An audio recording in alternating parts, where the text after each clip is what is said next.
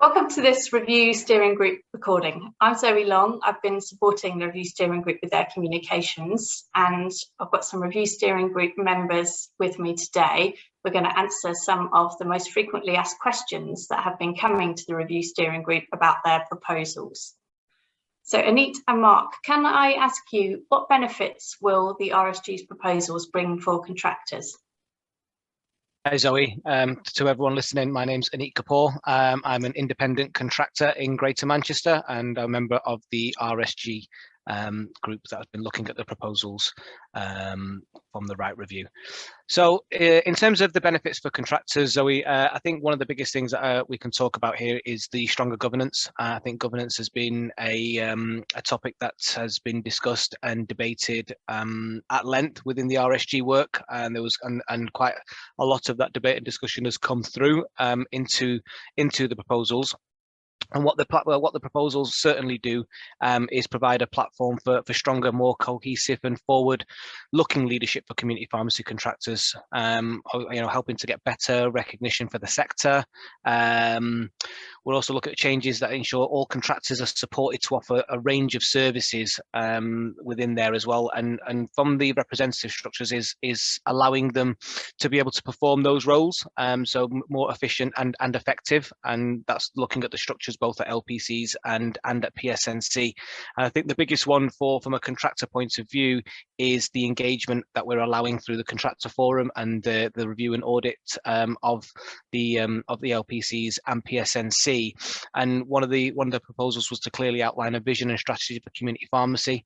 Something that we can kind of hang our hat on, as they say, and be able to set a set of KPIs for our representative structures that as contractors we're able to hold them to account for.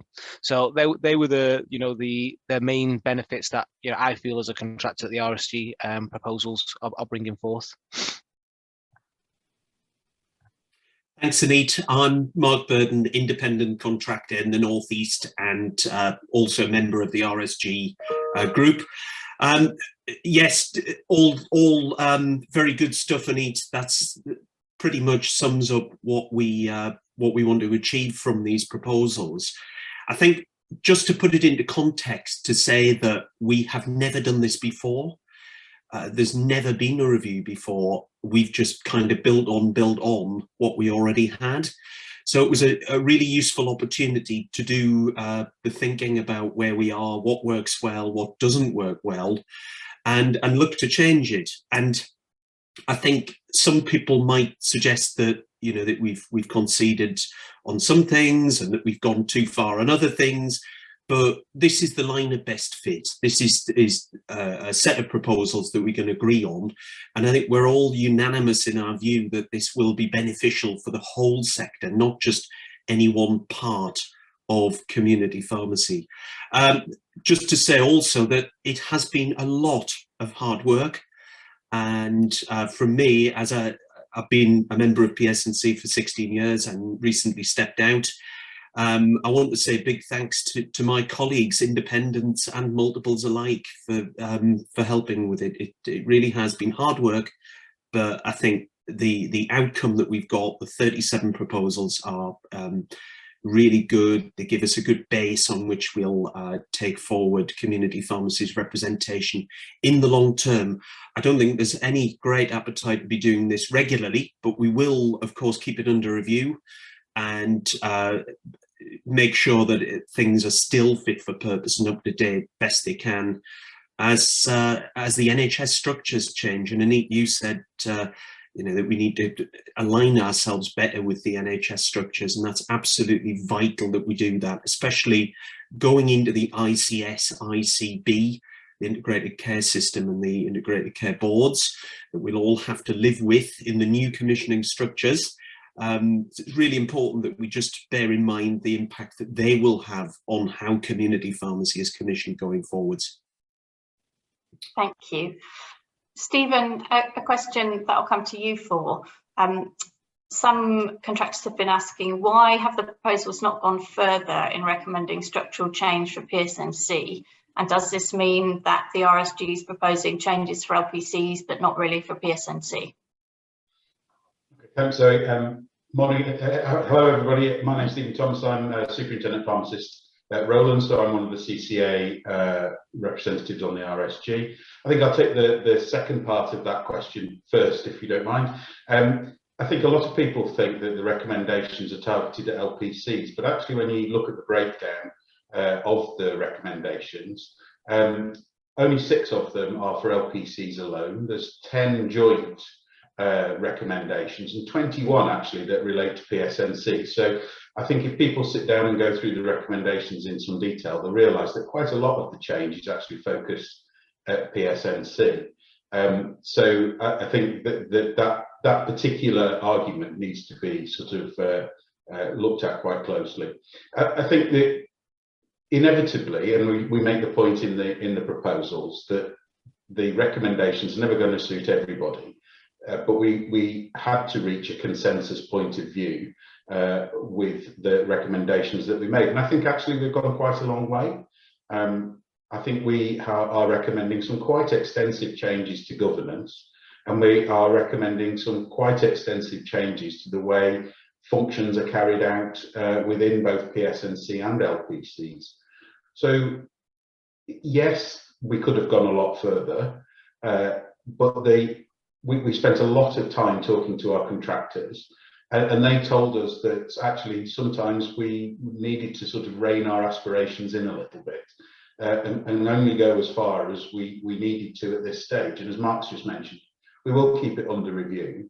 And if there's an opportunity to perhaps do something a little different in the future, then we might well choose to take that as a sector. But I think that where we have got to is actually quite forward and progressive. Thank you. Aneet, the next topic is one that you've talked a bit about on some of the review steering group events.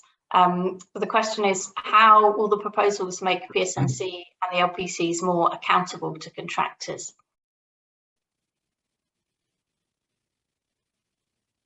Yeah, thanks, Zoe. I think I mentioned it in my first answer as well, and I think the big thing here is about the transparency and the governance that these proposals bring, something that we've never really had before as a sector. So right the way through from a contractor level to LPC through to the national representative structure, that overview and governance has not been something we've been able to engage with and have sight of throughout. So that's one of the key parts of the proposal. And in terms of making LPCs and PSNCs more accountable to the contractors, it is about kind of giving the power back a little bit to contractors. We are funded by contractor levy right the way through our structures, and contractors need to be part of the work that we engage in. So they need to be outlining that to us, and through the contractor forum and also through the independent review structures that we're proposing, they have that opportunity to engage and take some responsibility and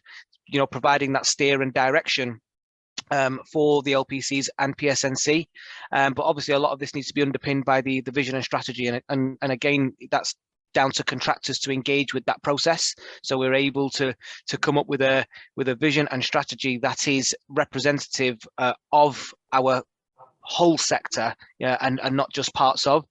We have a very wide and diverse contractor base, and we need to ensure that we're engaging, the length and breadth of that, understanding the different demographics that we have across the country and the different needs that our populations also have, and the way that we operate our businesses, and what we feel community pharmacy can offer to those populations, and bringing that to the table to have that vision and strategy to then be able to set a set of KPIs both for LPCs and PSNC to work to. And within the proposals, we talk about the continual review. So I know we've had a question there around suggestions about not going further in recommending structural change. That's for this stage, and we do feel that this is an ongoing exercise, and this is a start of a journey. And so if these proposals are voted for, it's a start of a journey for us to evolve as a sector, to improve our resources that we have in place both at local and national level, and improve the effectiveness of those structures as well, to ensure that contractors are getting value for money and a consistent offer right the way across the country. Thank you. James, I'm going to come to you for the start of the next question, please. It's a question from contractors about how PSNC will spend the additional monies that the review steering group are recommended are diverted to it. And the second part is how will contractors be able to determine if this is good value for money? We'll start with you, James. Mark, you may want to jump in on this as well. Thanks, Darren. Hi, everyone. I'm James Wood, and I was Secretary of the Review Steering Group, supporting its work, and I'm also Director of Contractor and LPC support at PSNC. Well, to start with, I think it's important to recognise that, you know, a key theme in the proposals is to appropriately resource PSNC to improve negotiating outcomes on behalf of contractors, and that, of course, was one of the highest priority recommendations identified in the independent review, recognising that the national negotiator was not sufficiently resourced to protect the value of the contractual framework today and to grow additional funding for contractors in future. And of course, the vast majority of your income is negotiated by PSNC. So the proposals outline two main areas where the additional funding for PSNC would be used. And these are, first of all, activities that enable improved negotiating capacity and capability, and second, further centralised LPC and contractor support. So what do we mean by those things? Well, in terms of negotiating capacity and capability, it's anticipated that the funding would be used specifically to support negotiating functions, such as greater provision at PSNC of health economics, project management, analytical and insight capability, influencing upstream in terms of the negotiating environment, and all of this will contribute to the negotiating team's work. The RSG also asked PSNC to develop a regular bank of evidence and monitoring data to better support negotiating and the evaluation of funding impacts on you as contractors. So a lot there, and contractors sometimes ask, well, you know, doesn't this happen at the moment? And I think the answer to that is at present there is simply not the capacity or funding available at PSNC to do all of that at the scale that is needed to properly support the negotiations. The second area is on greater support to contractors and LPC, so such things as providing central service development, capacity and support for all LPCs in England, providing support that standardises practices across the LPC network in line with sort of good practice on HR and finances, so that that is done in a standard way across all LPCs, and ensuring that LPCs are supported from the centre and work closely together, facilitated by PSNC. So those are some of the things that where the funding would be used. And I think what you've heard from Aneet and Mark and Stephen already is other aspects of the proposals seek to increase transparency and improve governance, and therefore contractors will be better enabled and informed to assess PSNC's performance against the sector vision and strategy, and understand how their money is being spent and how those additional funds at PSNC are being used. Just to follow up from that, for the last 16 years, I was a member of PSNC, recently stepped back to concentrate on some other things. And for about a dozen or so years of that, I looked after PSNC's finances. And it always struck me as quite remarkable that an organisation negotiating a contract of £2.5 billion had an annual budget itself of £3.5 million. And of course, for the last 6-7 years, we haven't had an increase in that funding via the levy. It's been flat for an extended period of time. Now, what does that £3.5 million deliver? Well, James has highlighted some of the things that PSNC does at the moment, and also some of the things that it's likely to do. But looking back over my time with PSNC, the job just became a lot more complex. We saw a real shift in the complexity of negotiations and how the commissioning landscape changed over that time, whether it was at the national level, and of course the formation of NHS England, and also continuing negotiations with Department of Health and Social Care, having to interact with numerous other bodies that often people don't realise that PSNC is in touch with loads of other external bodies, whether it's charities or special interest groups or any number of things, as well as the parliamentary work. It is a huge job to do, and the complexity of it has extended massively. PSNC has benefited from a very expert but very small team of people, and two of those people are on this call today. And not to be obsequious in any way, but you know, the people at PSNC work exceptionally hard to do what they can for pharmacy contractors, and not that they don't want to work that hard, they do, and they're absolutely committed to it, but they do need a bit more help in performing the functions that that they do.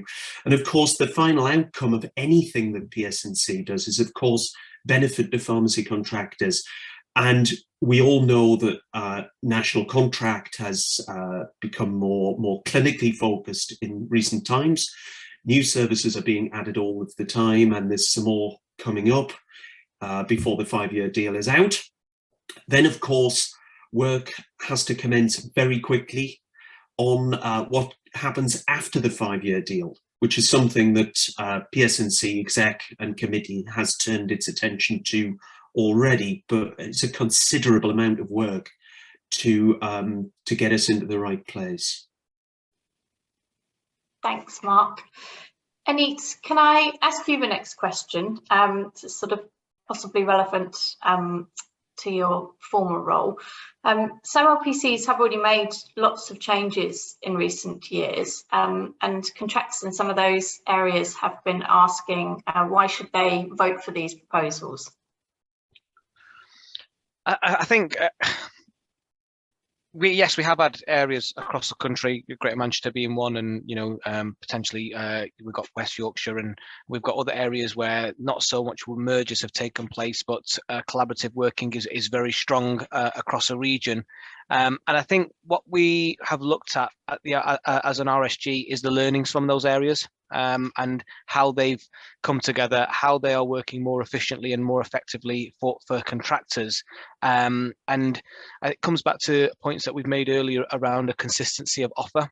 So we have got very strong LPCs in certain areas of the country, and we've got some not so strong LPCs in other areas of the country, and that, you know, when we analyze that, a lot of that comes down to resource and their ability to be as effective as possible, being burdened with administrative work that potentially could be streamlined and maybe centralized or at least regionalized. And I think this is part of what we've put together within the proposal, is to be able to empower those LPCs to be more effective. So you know, the contractors in areas where we have these LPCs that are already, you know, near enough coterminous with the NHS landscape, which is the kind of main indicator that we're going with within the proposals. It's around ensuring that we get that consistency across the country. You know, LPCs obviously might need to, you know, change in the way they're going to work, and that's what we're putting forward. So even LPCs such as Greater Manchester, there are elements within the proposals that will change the way that we work. Certain functions that we still are providing, or we're still offering, you know, within these proposals will then become centralized, and that will, you know, release even more capacity and resource to be able to have that kind of sharp focus on local services and commissioning, which is becoming more and more a need locally for contractors. To ensure that we can implement all the developments of the CPCF 5-year contracts and you know, whichever comes next in terms of building on that. So it's you know, the proposal is around how LPCs can best equip themselves for the future. You know, we've obviously mapped it against the NHS structures, and we need to have that consistency across the country, and then obviously, you know, considering how the LPCs can represent themselves as best as possible on behalf of the contractors. But yes, there is that kind of diversity across the country, and we are looking to be able to make that a bit more consistent. And Zoe, I think if I might just add on to that, you may well be a contractor in a really high performing LPC area, but these, as I said earlier, these recommendations go much further than an LPC. And I think, you know, absolutely contractors should look very seriously at voting for these recommendations, because it's not just about your local LPC, it's about the national contract as well. And I think that's a really important point that contractors consider when they're looking at these proposals. Thank you. And Stephen, I was going to come to you for our last question today, actually, which is that some contractors have, as we've sort of explored a bit already, feel that the proposals don't go far enough for them. So does that mean that they should vote against the proposals? Absolutely not. I don't think that that's the case at all. I think that contractors need to take a really hard look at the recommendations. They may not go far enough for you, but actually what they do seek to do is move us forward. And I can't imagine that any contractor faced with a set of proposals which are designed to improve performance of the national negotiator and to increase the governance of the entire LPC PSNC network would actually come to the conclusion that that's a bad thing. So I really think that even if you think we should have done X, Y, and Z, and we haven't put that forward as a proposal, what we have proposed is quite a serious step forward. And that whole governance piece that we've discussed in this broadcast and also in other webinars that we've done, I think is a really important thing to really focus in on when considering how to vote. I think just to add to Stephen's point, what we've got within these proposals is a long overdue kind of first shake-up for our representative bodies. I think Mark alluded to that as well, and when he was speaking, it's not something that we've ever done before, and things have changed dramatically, you know, in recent years, but even more so over the last 20 years or so. And this review process has allowed, you know, and these proposals are allowing us to become more modern and future-looking organisations, and also starting a journey of self-improvement and evolution, you know, evolving. So this is not just a one-off process, and we're going to do a one-off review and kind of sit for the next 20 years for us to then think about it again. There is a consistent review throughout the proposals, and we're looking to the contractor base to be able to ensure they take charge of that through the governance framework to ensure that we are continually reviewing going forward. But as for where we are right now, the proposals, you know, might not say exactly what we had hoped for initially, but you know, do they actually get us closer to where we want to be? And I think that's a definite yes. It is steps towards where we want to be, and we need to continue on that journey once hopefully we've had the vote for yes to start implementing the changes. Yeah, I agree completely. I think the governance proposals alone are reason enough to get ourselves behind this. Improving the governance sets the framework for changes in the future. So if we can get that right now, that would help us build on it. So yeah, completely agree with what Aneet and Stephen have said.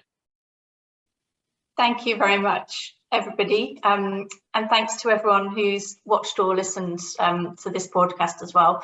That is the end of our frequently asked questions. I hope we've answered some of your questions today. If you do have further questions that you'd like to ask the Review Steering Group members, please do sign up for the final contractor event, which is being held on June the 7th. Or you can submit questions directly by email. The Review Steering Group are answering those on a weekly basis.